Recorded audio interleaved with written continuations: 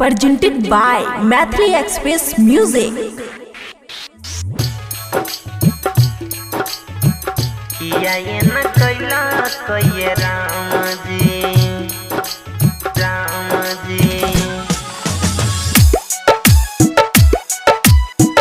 किया ये न कैला कहिए राम जी। खुशी रिकॉर्डिंग स्टूडियो बलुआहा। हाँ मानई तो दी है ओकरा दिल से भगवान जी राम जी। मानई तो दी है ओकरा दिल से भगवान जी। दिल तोड़ के वो चल गेलै हाय किया ये न कैला कहिए राम जी हाय किया ये न कैला कहिए राम जी। डीजे गुड मधुबनी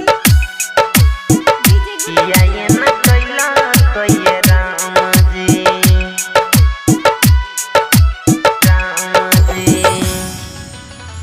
किया ये न कैला कहिए राम जी।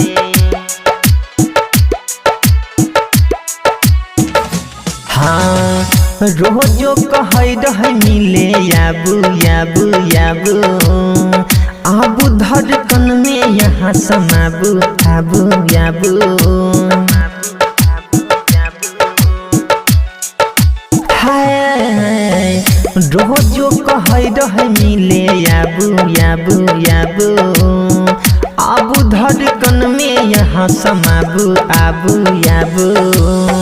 छोड़बो नहीं साथ कहियो तोहर हाथ जी कहाँ चल गेलै कैल वादा हाय हाय किया ए न कैला कहिए राम जी हाय हाय हाय हाय किया ए न कैला कहिए राम जी। डीजे गुड मधुबनी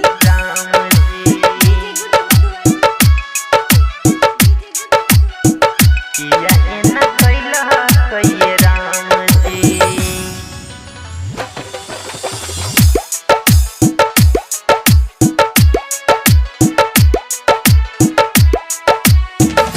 हाँ सपना देखा के उतर दिलकै दिलकै दिलकै किया भगवान जी ये ना कैलकै कैलकै कैलकै। हाँ सपना देखा के उतर दिलकै दिलकै दिलकै किया भगवान जी ये ना कैलकै कैलकै कैलकै।